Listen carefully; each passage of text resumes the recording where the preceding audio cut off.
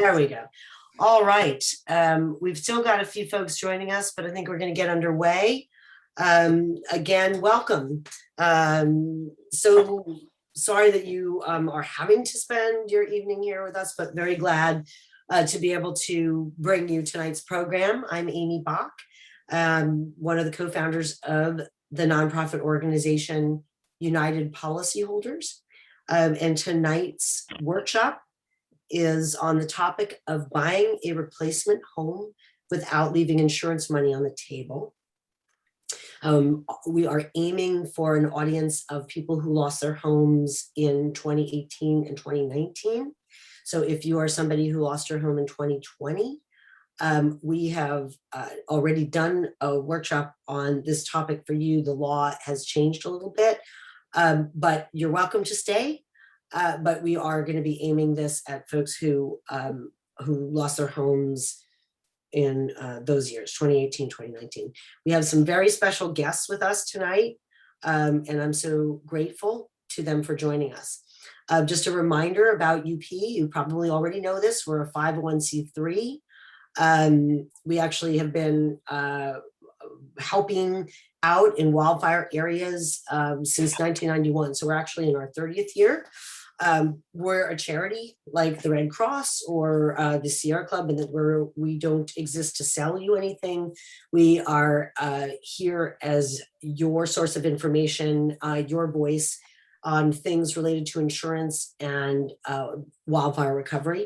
We are funded by donations and grants. We don't take money from insurance companies, mostly because we have to keep an independent voice, and we are consumer advocates. But also because through our Roadmap to Preparedness program, we spend a lot of time trying to help people buy more insurance, because so many people who lose homes in wildfires find out that they didn't have enough. And so for a consumer group to be pushing people to, spend more on insurance, we want people to understand that we say that because we feel like it's in your interest, not because insurance companies are giving us money to tell you to buy more of their product. So we have a volunteer corps with personal or professional expertise in disaster recovery and or insurance. The folks that are here tonight as special guests are UP volunteers. They are here donating their time to share information with you. The topic that we're talking about tonight, you can delve into a little more in depth through a publication called Buy or Rebuild that you will find on our website. You will also find there, of course, hopefully you know this already, the library that we set up for 2018 and 2019 wildfire impacted households. Those are all free, 24/7 on our website, uphelp.org. Just a reminder that we're here bringing you information, not legal advice. And that's me. I'm a consumer advocate by profession. I have been specifically focused on the insurance industry and advocating for consumers of insurance and disaster victims since 1984. I'm one of the authors of the Little Yellow Book, the Disaster Recovery Handbook that you may have used as a source. And I've written a lot of the materials that are on our site.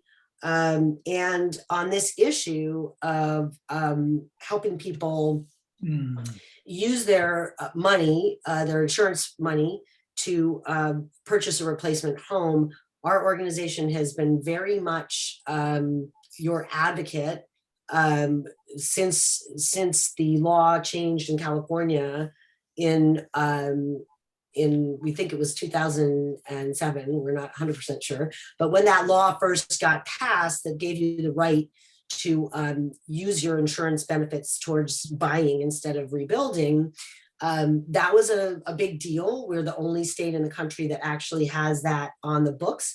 And it's a work in progress in terms of how insurance companies are living with that law.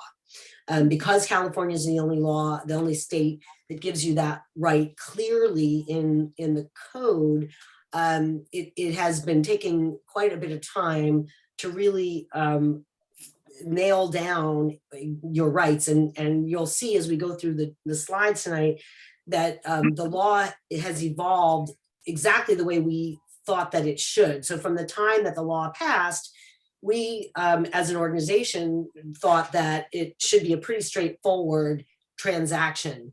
That whatever monies were owed to you, if you were to rebuild like kind and quality, and with whatever coverages were available to you toward rebuilding the home you had, those funds in their entirety should be available to you to apply towards the purchase of a new home. We always thought it should be a straightforward kind of transaction, but of course, with insurance, few things are as simple as they should be. So it's been a journey, and it's still a journey for a lot of people, including yourselves. So I want to introduce Lee Lehrman, who lost, she and her husband, Dawn, who they're coming to us from the booth where they volunteer at the beautiful Jack London Park in outside of Fairfax, right, in Marin County, or is it in Sonoma? Yeah, it's in Sonoma. Okay, yeah. so we've got chronic volunteers here, amazing people. Thank you so much, Dawn and Lee. And then we have Carol Poole. She and her partner, their home was destroyed in Napa County also in 2017. And then we have Larry Slayan, whose home was also lost in that same awful year of fires, which of course, those of you who lost homes in the Camp Fire know, their fires, Atlas and Tubbs, were record breakers, and then y'all broke their record, and then some. So we'll be hearing from Lee, Carol, and Larry, and we have one more guest tonight, which is Sandy Watts. And of course, those of you who've been sitting in on the Q&As that Sandy's been doing know Sandy very well and probably love her as much as we do.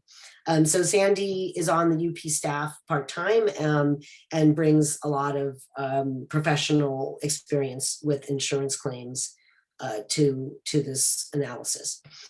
So for buying versus rebuilding, the process is almost the same in the sense that you want to be reaching an agreement with your insurer on what they would have been paying you had you rebuilt. And I forgot something. I promised I would remind you all that for tonight's program, you can put questions into the Q&A, and Sandy will be doing her best to answer them as we go. And then if you didn't get your questions answered tonight, we will be doing we have another Q&A coming up on June 2nd, and that will be your second bite at the apple. So if your questions don't get answered tonight, please do register for the event on the 2nd of June. And again, everything we offer is free of charge. Bottom line, you will be at most of you are now you're here tonight, so you are still, I'm guessing, trying to make this decision, or maybe you already made a purchase and you're trying to negotiate to get the balance of what you are still owed. But what we'll be talking about tonight is how these three people made their decision to buy, and then how their insurance company handled it. And so that is where we're going to start. So let's start with a question for all of you. How long did it take you to decide that you were going to replace your home by buying instead of rebuilding? So let's start with Carol from Napa.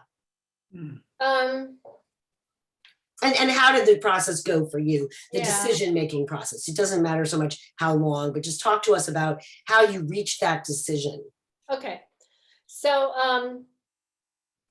the fire happened in October of 2017, and my background is as a city planner. So in some ways I had a leg up on what the rebuilding process was going to be. I knew nothing about collecting insurance, but building structures I knew something about. And so I knew it was going to be a difficult process. Um, I knew that, it wasn't just going to be the house that we were replacing. It was going to be the septic system and the access road and bringing the power lines in and having the well redone. So all the infrastructure costs, that was going to be a good chunk of the money that I was getting. So that played into it. Also, when I got my first payment from the insurance company, I had a small mortgage on the house, and I was lucky it was a small one. And the insurance company said, "Well, it's your money's going to the bank." And I'm like, "What? It's not, it's not coming to my account." And they said, "No, it's going to the bank." So I took money out of my savings and paid off that mortgage so that the money would come directly to me, because I knew that having the bank involved in making decisions about what I was going to build would be a nightmare. That's what I thought. So I was able to get that part removed right away. Napa County, the permitting process is really arduous. It's very long. So I knew that would be a hurdle. And but on a personal level, I mean, I'm retired. My partner, he's 9 years older than me, and living in the country was getting to be hard work anyway. So we were considering that, and then taking a look at the money and the backing out a good chunk for infrastructure, and then what was left to actually build a house on a square foot basis. We were going to end up with a pretty small house, because I didn't want to go into debt, being retired. I didn't want to take out a big mortgage to build, a dream house or anything. But the house was going to end up being so small, it didn't make financial sense, because the property is so wonderful.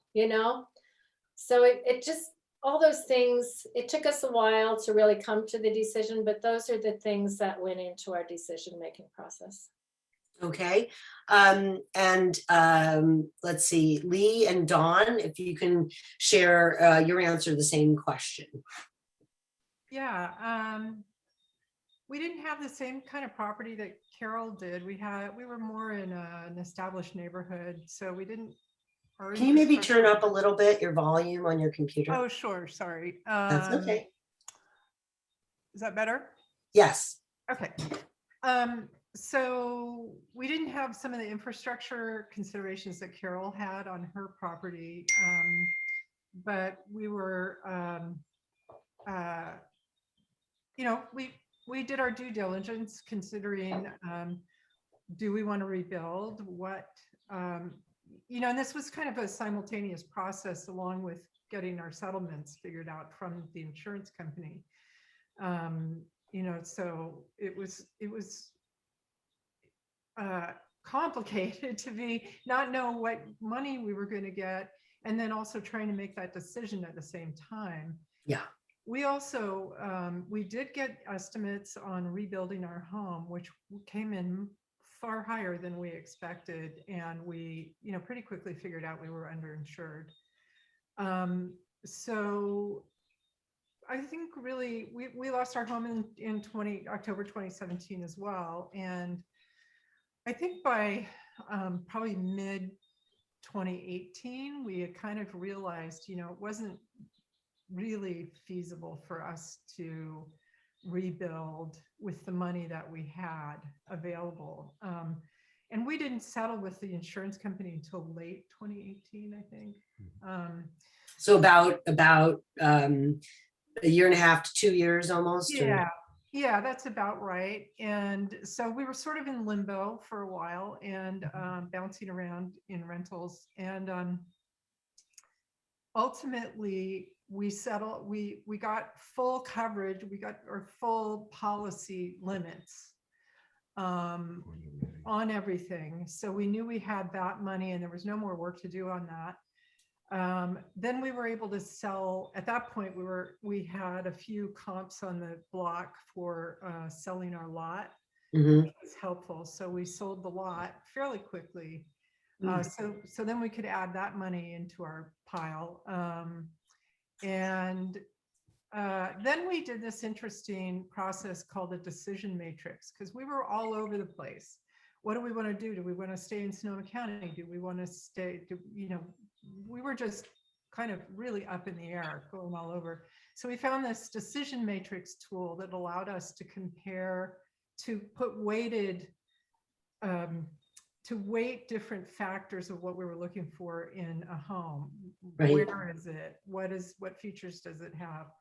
All of those things. And we came up kind of pretty much with the same top 3 things. And one of those was, yes, we want to be in Sonoma County. So that helped a lot clarify our direction. And then not too long after doing that, we ended up finding our replacement home. So for us, we settled everything before we bought the home. I guess that's the bottom line. We didn't have to negotiate land value with as part of our insurance coverage. Mm-hmm. Okay, well, I'm going to come back to both of you, and Larry, before I get to you, I'm going to go through a couple slides because I know we're going to be talking about the land value deduction. So when the law got originally passed that gave you the right to buy, clearly, and there had been case law in the past. There were different kinds of laws. There's the laws that come out of lawsuits where the judge writes an opinion and that opinion becomes law. We call that case law. And there was case law before the legislature in California confirmed this right, that said that as long as you were not asking the insurance company to pay you more to buy than they would have had to pay you to rebuild, then that was okay. And if the policy was silent about it, then you would have that right. But because it was just a case law, a lot of people didn't know about it. When the legislature came in and clarified it, they took a simple approach. It kind of looked like this. This is what the law looked like. Then when it started playing out in real life, some brilliant executive at one of the insurance companies, I'm sure, said, oh, wait a minute, maybe we could, because of course, a lot of insurers that were not enthusiastic about this law because it definitely, meant that it was less likely people were going to leave money on the table, because in the past, people were doing, before the law was clear, people were doing exactly what Carol and Dawn and Lee did. They would reach a settlement with their insurance company, and a lot of times they'd be underinsured, and sometimes insurers would just pay the full limits because the person was underinsured. And then they would just have that money and they do whatever they wanted to do. We did a previous workshop where I had a gentleman who lost his home in the Butte fire, which was actually in Calaveras County, to confuse everybody.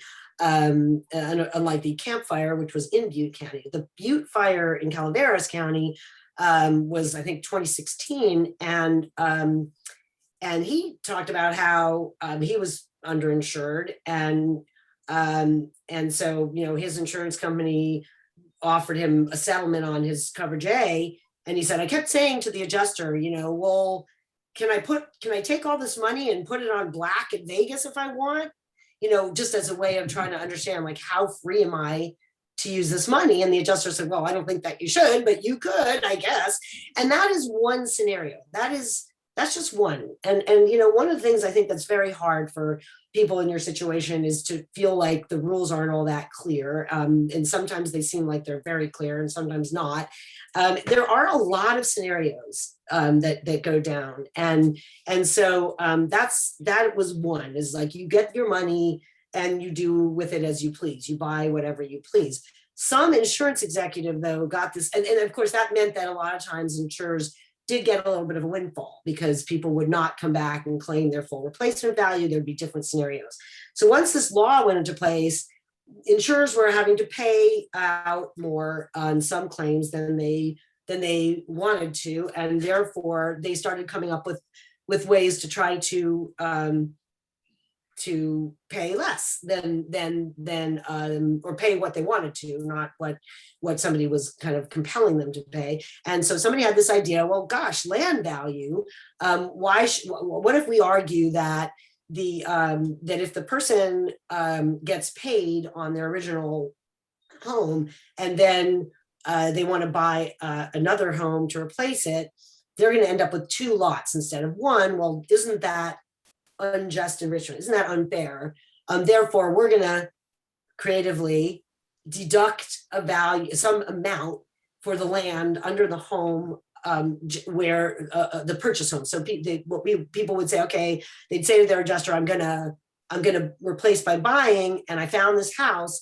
And some adjusters, not all, some adjusters didn't do this at all, but some adjusters, some insurance companies would say, well, okay, we're not going to give you the full price. We're not going to pay for that replacement home. We're going to deduct some amount for the land. And they had all kinds of arguments about that. And of course, our organization got involved, and we went to the Department of Insurance. We asked them to issue an opinion. We were afraid to go to the legislature because you never know what you're going to get when you go to the legislature. But ultimately, the legislature did clarify, no, you cannot deduct land. But that law didn't take effect until, as you probably already know this, until after your fire. So there's a lot of murkiness around the law. But the reality for all of you is we want to empower you to get a settlement without having land value deducted. And we want to give you arguments to do that. And we've been doing that. We've been doing it through our Buy or Rebuild publication. We want to tell you, and I'm telling you this now, even though the law doesn't technically say now, or didn't technically at the time of your losses say that the insurer couldn't deduct land value, in our opinion, that was the law always. This doesn't authorize the land value deduction, and we have lots of arguments as to why it's not fair. Arguments are arguments, and real life is real life, right? In real life, we know that a lot of you are feeling tremendous pressure from all kinds of sources. Your ALE is run out, or is running out, and you're still trying to get this transaction done, and you're hitting a wall. Well, one option is to go to a lawyer and bring a lawsuit and challenge. And some people have done that, and Sandy will tell us a little bit about that. So the law has changed slowly. The legislature has now had to go back a couple of times and say to insurers, no, we really meant it. We meant that they can take all of their insurance money that you owed them towards a rebuild and apply it toward a purchase. We really did mean it. But unfortunately, the legislature had to do it a couple times. And so it's just a challenge. But this is the law now. And what we recommend is that you be very firm in writing, in saying that all the legislature did was clarify that was their intent the whole time. And the law was always that they weren't allowed to take land value deduction. But we understand that it's easy for us to sit here and tell you fight. But for you, it's not easy. And you may feel like, you've been really duking it out. So now, Larry, tell us a little bit. And actually, before I go to that, it's not just the land value deduction that insurers have been balking at paying. They've also, or that they've been trying to finagle. They've also balked at allowing some people to take their code upgrade coverage and apply it towards the purchase, and also ERC, extended replacement. But as we're going to go back and tell you, all those arguments should fail at this point. But it's a harder push for you guys because the law at the time of your fires was not as helpful specifically. So Larry, tell us how the process went for you of deciding how that you were going to buy a replacement home instead of rebuild, and did the land value, did your insurer balk at making your full benefits available to you toward that purchase? Okay, so starting in October, as soon as we recovered slightly from the fire, we met with our insurance agent to find out what our coverage was. And then once we had the parameters for the coverage and what buckets we were covered for, our first problem was to figure out what the value of our home was that we lost in the fire. And so Nationwide came up with, after some months, came up with a valuation. And it was very, and it's off of this Expedia spreadsheet that maybe in Ohio it's accurate, but certainly not in California. So starting off, we knew right then and there that it was not going to be, it was not the price that we were going to accept. In the meantime, we had a private contractor who was doing the debris removal rather than waiting for FEMA. And we asked him to give us a bid on what it would cost to replace our home. Now, we were lucky we had pictures inside and outside, plus plans from an architect. So this was a 172-page document that he produced on what it would cost to replace our house in today's world. And it was almost double what the insurance company had given us, so, or had proposed. So the insurance company was cooperative. They said, let's get an independent person in the East Bay. And he came in and more than split the difference. But then I asked, I still don't understand where he got his numbers.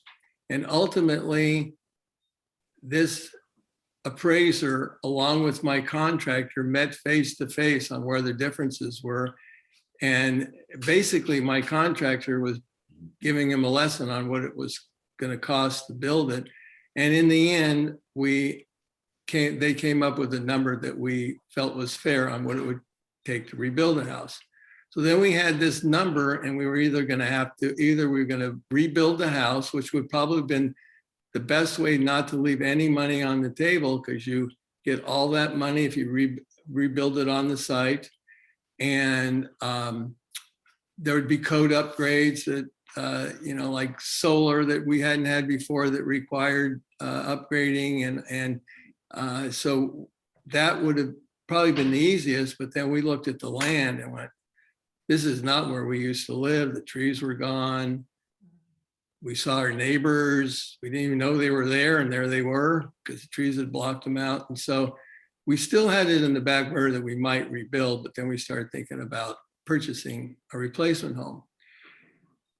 That first process probably took over a year to get to that point. I don't remember exactly how long it was. And so we started looking for replacement homes. And we were told we can replace a home anywhere we wanted to. We could have gone to Southern California. We could have gone to Dubai. We could have gone to Paris and taken the money. So obviously we were going to stay locally.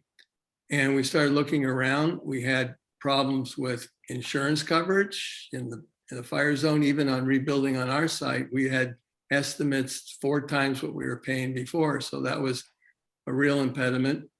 But we started looking at homes. One was just on the border of Napa, another one was in Glen Ellen and whatever. And each time we knew about this issue with land value.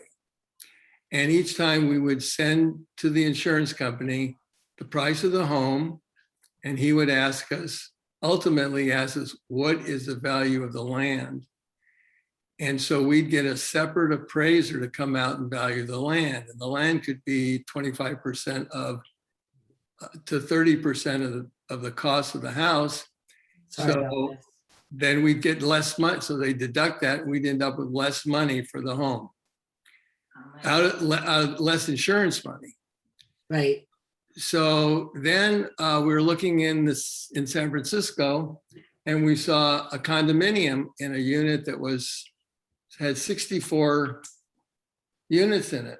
And my son, who I keep referring to as the brighter side of the family, said, wait a minute, Dad, if they're deducting the value of the land, isn't it 1/64th because you only own 1/64th of the building, there's 64 of the units. So we ran that by the nationwide adjuster and he said, yeah, we'll deduct it. We'll go to 164th. Then he came back a day later and said, if you buy a condominium, we will not deduct one dime of your land value. So if I'd known that at the very beginning, it would save a lot of time. But anyway, that was the greatest news we could imagine. So we ended up buying a condominium in San Francisco.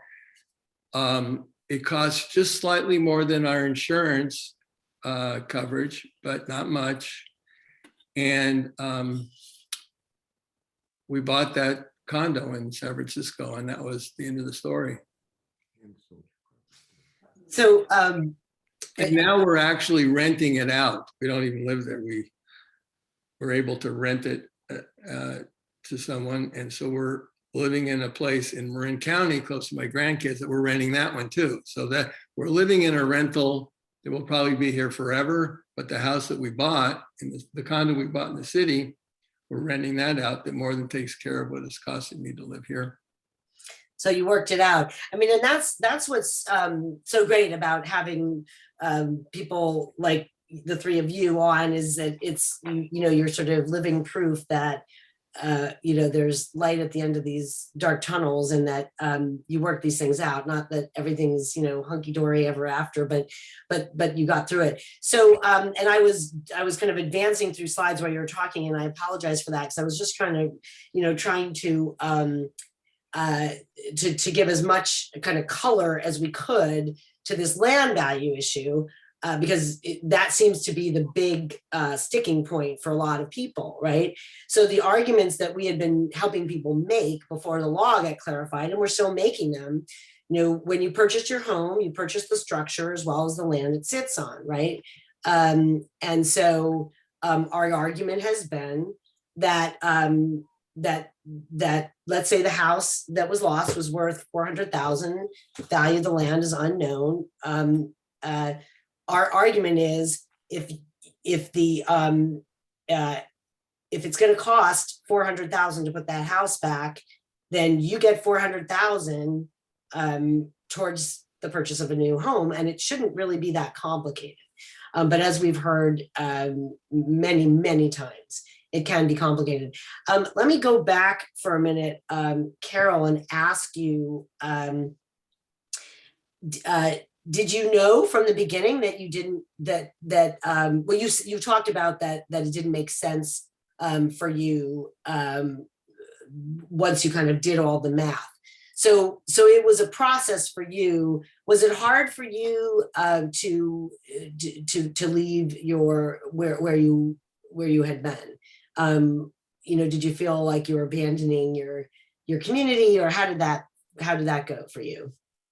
Yeah, no, it was really hard. I'd lived there for over 30 years, you know, and I mean, I'm a wildlife rehabber, and I was out in the country with wildlife. I mean, it was the perfect place for me. But I still own the property, and so you know, I would just this year, I kind of felt I was in the place where I was ready to sell it. I went, you know, I just went back a couple times a week. I was taking care of a feral cat out there, and I had bird feeders out there. And I think that whole process for me, allowed me to come to terms with letting it go, Mm-hmm. you know? So you didn't sell your lot until what? I still have it. You still have it. Okay, you still have it. I was going to sell it this year because my insurance company said they wouldn't insure it anymore. Even though all they've had on it is liability. So I contacted a real estate agent. We were looking at listing it.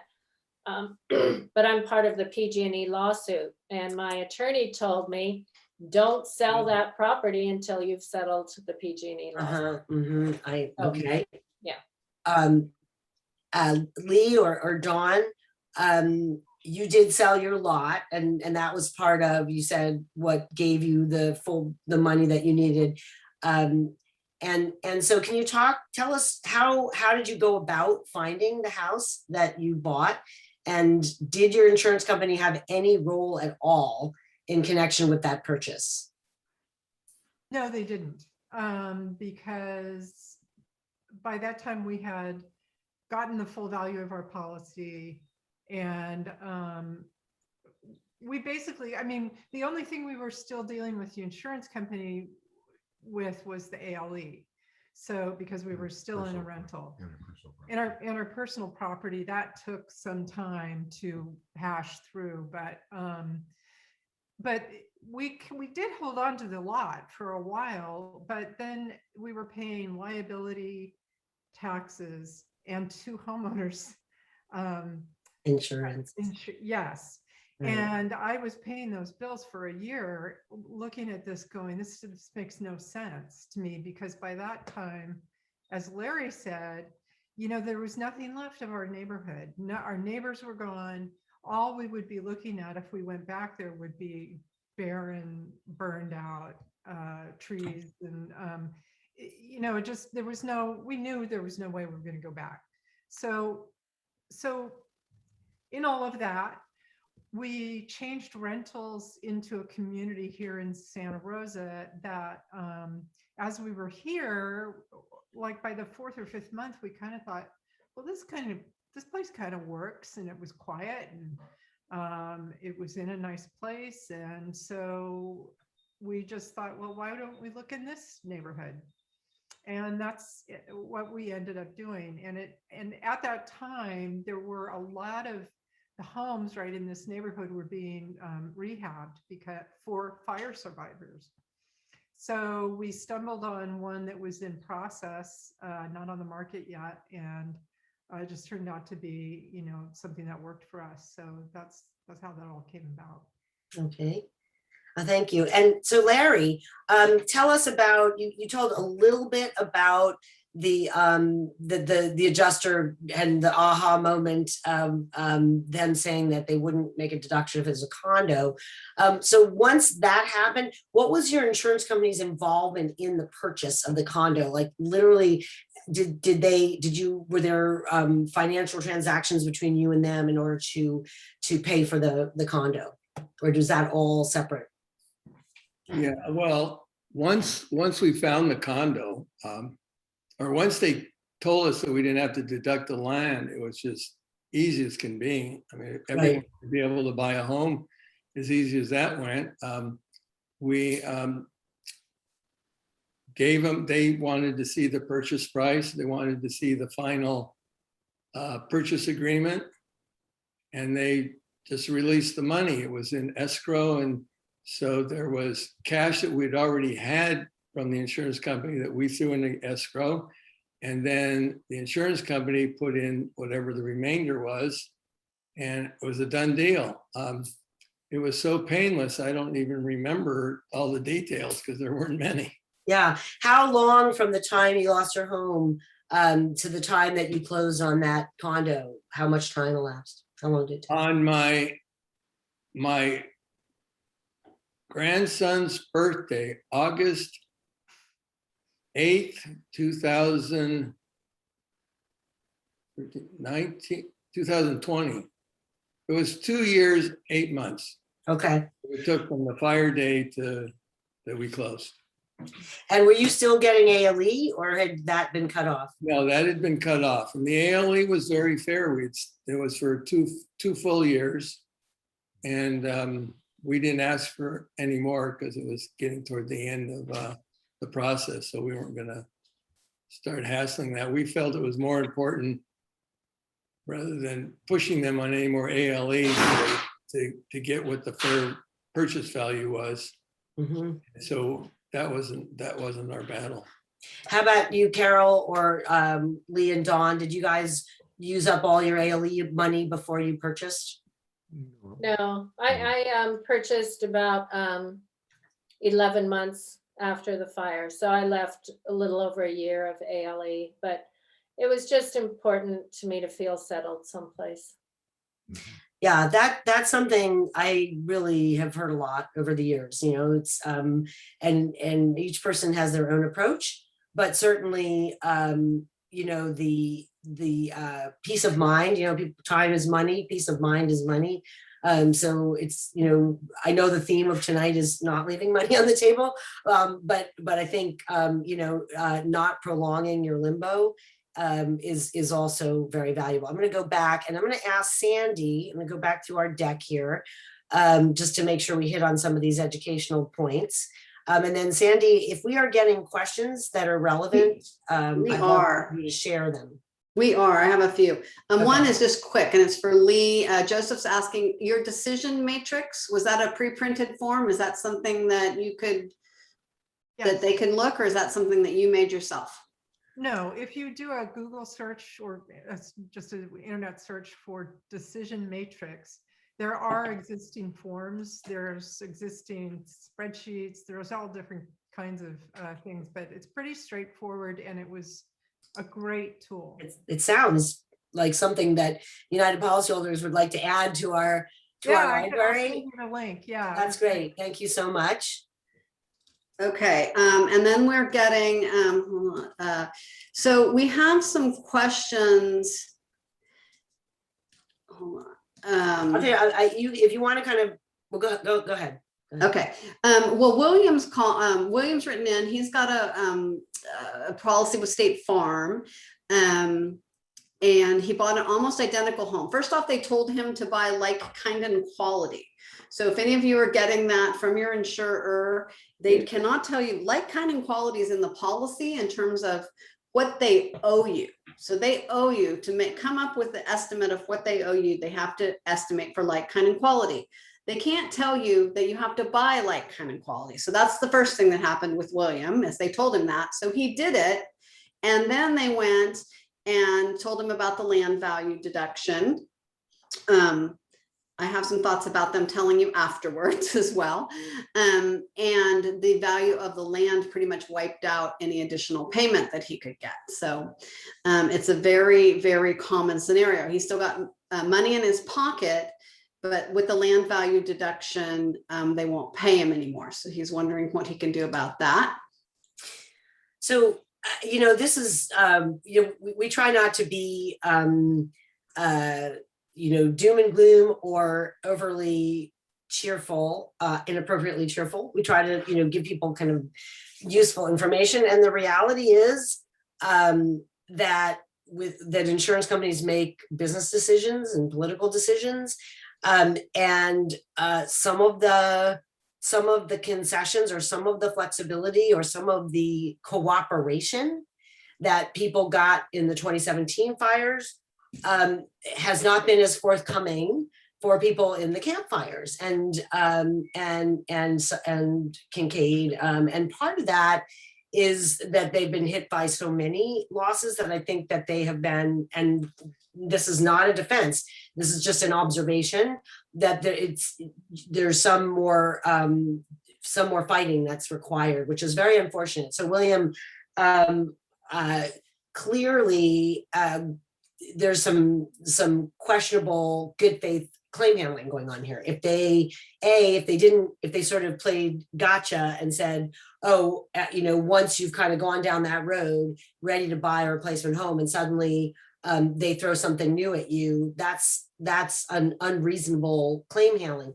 But Sandy, what did you want to share with him about the land? Well, I think, I've heard William, Val and I actually talked about your claim today. So I'm actually to the point where I think that an attorney might be the only hope, because it's all happened. But we can talk about, I'm happy to talk to you more about that. One of the things that I'm seeing, and I'm seeing it from like new people that are coming in, having this problem. One thing is, you have to make sure that you know that you have an agreed upon replacement cost for the home you lost. Mm-hmm. And an agreement on how much code upgrade coverage you have, because that's what they owe you. So I'm, talking to some people here and they're saying, well, the replacement cost is kind of unclear.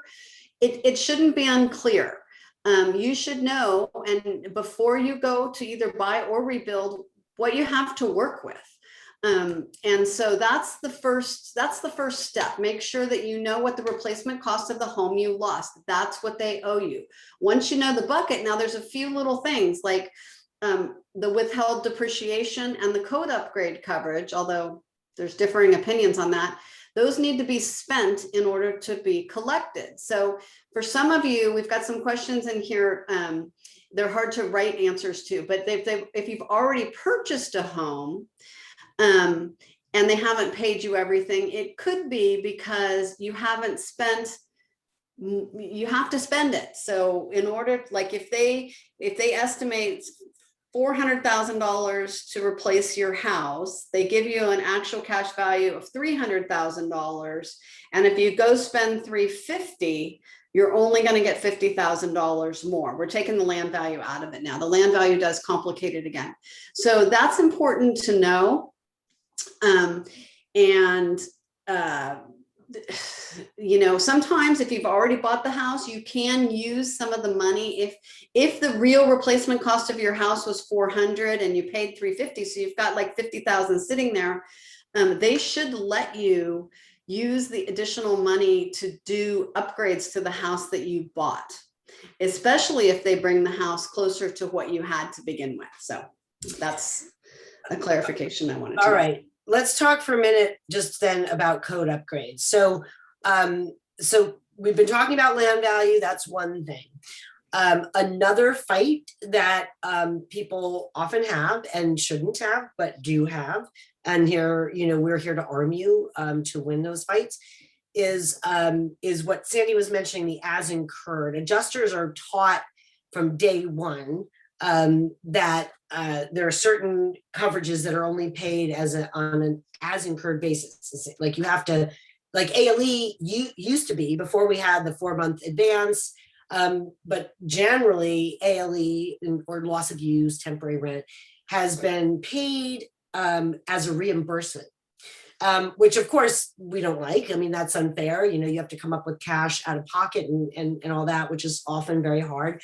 But that is the way it's always been. That's the way insurers wrote the policies. So that's kind of is what it is, except for some of the legislative improvements.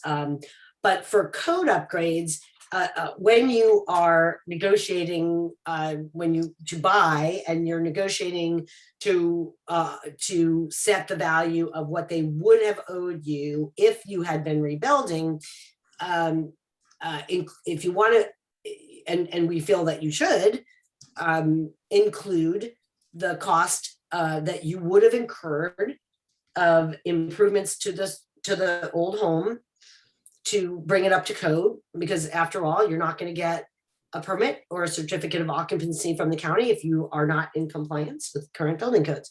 So you've got to quantify those sometimes for the adjuster, because if the adjuster hasn't done it right or they haven't done it at all, they're leaving that out, you want to make sure that that cost gets included in what you collect towards the purchase. So how do you figure that out?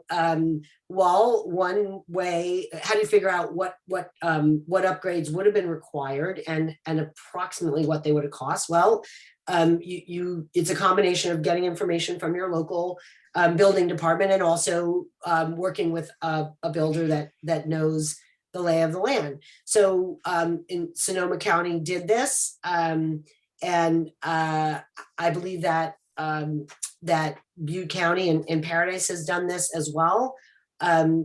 They published this list to help the residents to know what are the common items, and they're probably very similar throughout California. These are generally state rules.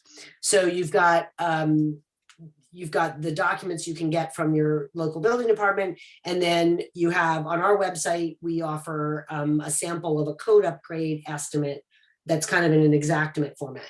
So that's just something that you may have to do a little bit of legwork yourself to make sure that you're getting that cost element included. And even though it's normally paid as incurred, the law in California now is they owe it to you towards the purchase of the replacement home. So it's just, again, it's a question of negotiating. This was the law 5 weeks before the campfire. So you get the building code upgrade costs and your extended replacement towards the purchase of the new home, right? And those of you 2017s that didn't get these things, you know, I'm sorry. We always, we try. But for those of you who have dialed in tonight, you should get all those things. You should get your, towards the purchase, you should get your extended replacement coverage if you have it. You should get your code upgrade coverage if you have it. You should get your full coverage A. And then the insurer should not be able to deduct land value, but if they are, and you have spoken up and you've written letters and you've used our resources and you're still hitting a wall, you know, we recommend you go to our Find Help directory, contact some of the lawyers. There's lots, we have lots of California lawyers in there. Almost all of them work on contingency. And, you know, we don't push people towards litigation for obvious reasons.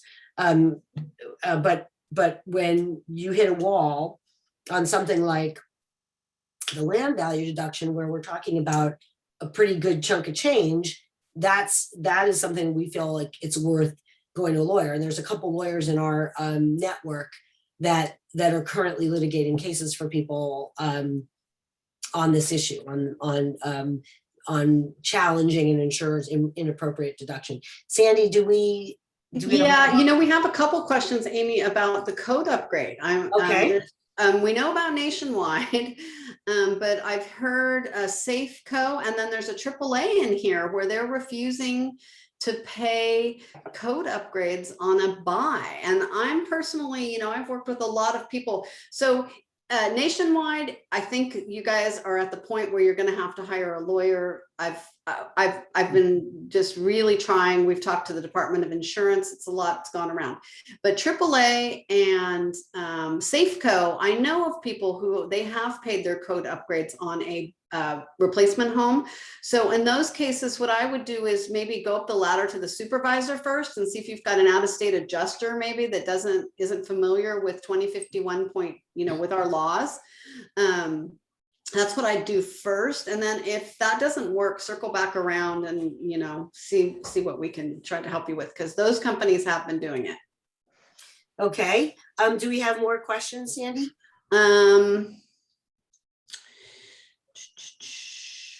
I've been answering them here. If anybody, if I didn't answer to anybody's satisfaction, let me know in the Q&A, but I have cleared them out here. Okay, great.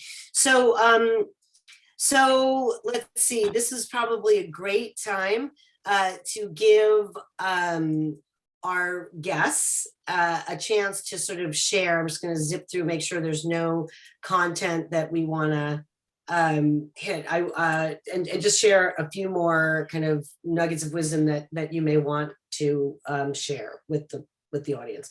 So we always remind people there are laws in California that govern how insurance companies are supposed to behave.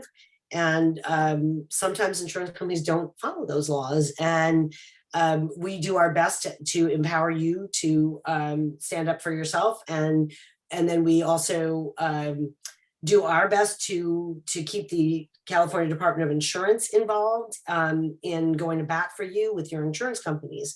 But again, that doesn't always happen either. So, you know, they're a state agency with limited resources, and they can't be your free lawyer. So when self-help doesn't work and going to the Department of Insurance doesn't work, it is, you know, your next stop is to go to a lawyer. But it doesn't sound like any of you had to go that route, Carol or Larry or Lee. So you guys, so Carol, you want to share, if you can, any kind of general thoughts you have in hindsight when somebody asks you, gosh, you know, what are some of the lessons learned that you can share with somebody who's going on the path that you were on? Well, you know, I mean, even after you get your insurance settlement, the whole buying of a home is an ordeal in itself. So, you know, you got to be prepared for that. You know, we were looking at a time when, you know, property values were just escalating. It's only gotten worse, you know, so I don't know what to say about that. You know, you'll find your home. It might take some real work.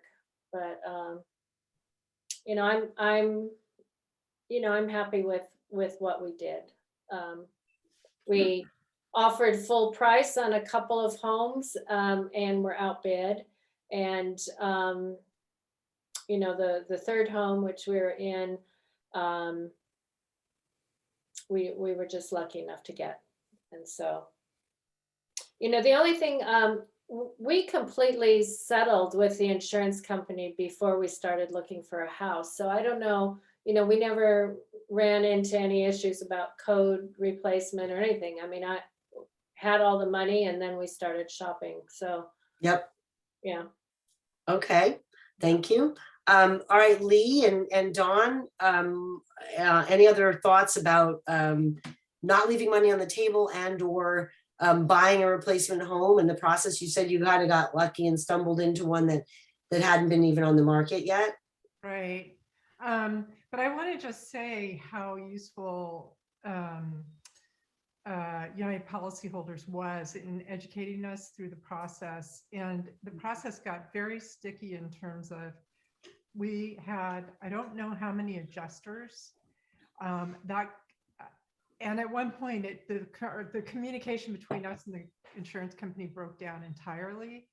And I think if we had, the other thing we got through you guys is that we were able to connect up with other clients of the same insurance company. Mm-hmm. And we've all formed a private email group, and we were sharing information about what are you hearing? What are you hearing? Who's what adjuster who's the adjuster of the week? That was hugely helpful. Also, we had 25% extended coverage. So what we learned was, in our new home, we really went at the insurance policy for our new home in a very different way, with a lot more education about what we needed and wanted. Mm-hmm. So we now have a policy with 100% extension. We did several other things that we learned through by going through this process. And realistically, what it does cost to build a home, we were just relying on our insurance agent to insure us for the proper amount. Yeah. Never really checking that what would it cost to replace our home. Yeah. And we were, Which is very understandable, right? I mean, here's a person who's getting paid. In theory, that's their job, right? They're to be a Exactly. middle person between you and the insurance company. So what else could they be getting paid to do but to get, right? precisely. Right. Why are they We giving money? we had remodeled the kitchen. We had changed the house so much, and she came to the house once, and I think said, I think you guys are okay. Well, Yeah. it worked at all. So we learned so much. And so I guess the good news is the next stop on the road, you're a lot more educated when you go to set up your next insurance policy. Exactly. Yeah, yeah. Larry, some hindsight thoughts and wisdom, and thank you again, Lee and Dawn.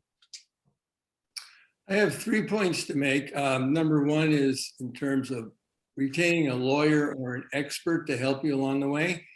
I had been told I definitely need a lawyer, or there are these people who, and they're not necessarily lawyers, but they're trained to help you with these issues of insurance loss. And they take 30% of the recovery, up to 30%. So I said, I think I'm going to just do my own homework. I'm going to school on this. And if you're willing to really dive into it, this isn't rocket science. You're facing some formidable people up there in the insurance industry, but most people can handle this alone. Now, I spoke with William today, and he has a case, so I don't have to go into it, but he knows it full well. I think he is at a point where he definitely needs an attorney, and I think Sandy can direct him to someone who can help him, because he's dealing with this land issue. Mm-hmm, mm-hmm. The other thing is, excuse me, if they do, hydrating is always a good thing, Oh, hydrate. yeah, thank you. I'm assuming it's water in that bottle. Yeah, yeah. No, early on it was something else, but now I'm on one. As far as the land deduction, if you're facing that land deduction, make sure that you're able to get some of that back by doing the necessary upgrades in this new property that you are purchasing that doesn't have either through code upgrades or doesn't have what you had in your previous house. So if you had, double pane windows, from my understanding, I would have been able to have the insurance company pay me to replace the bad one, the old windows. And so make sure you look into that. And then the third thing is property taxes. There are, I believe, only 7 counties in California, at least when I was doing it, where you can take your old property tax basis and buy a home in another county and they'll give you that basis. So from going to Sonoma County, San Francisco, I think San Diego, somewhere in the Central Valley, I couldn't go into Marin County. They wouldn't accept the deduction. So check into that when you're going to look for a replacement home. Very, very helpful, all of that. Sandy, do we get any more questions that we want to be able to answer before we wrap up? I don't see, we do have a question about time limits. What's the time limit to buy a replacement home? Huh, that's an interesting question.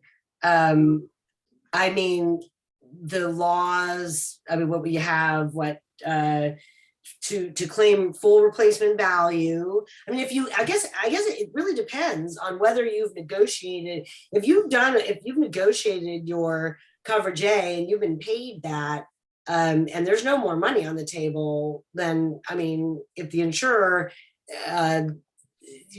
said this is all we're going to pay no matter what, and you've kind of hit that end, then you take as much time as you want. But I mean, if you still have, if they've only paid you ACV, if they've paid you actual cash value, then the law is you've got 2 years, right, to collect. Yeah, they have 3 now. Sorry, 3 now for the 2018s. Yeah, for the That's why I have 2018s, they have Sandy here. 3. Right. And then if they have to give you more, if you ask for more, but do it in writing. 2019, 2020. So for the 2018s though, I mean, they're past the 3 years. Not So quite, hopefully- November. Hopefully you have gotten an extension agreement with your insurer, right? Because Amy? Yeah, 19, In my case, Nationwide said, as long as I am actively either in the process of rebuilding or actively looking for a place, there was no limit. So I just would send him an email periodically when I saw a new house that I wanted to purchase, and we'd go through the process. And he knew that he never pushed me on that at all. So he knew I was looking. and that's one of the things I've seen the insurers be really lenient on. You just want to make sure that, so the 36 months is coming up November 8th. So you do have a little bit of time, but I've never seen one denied.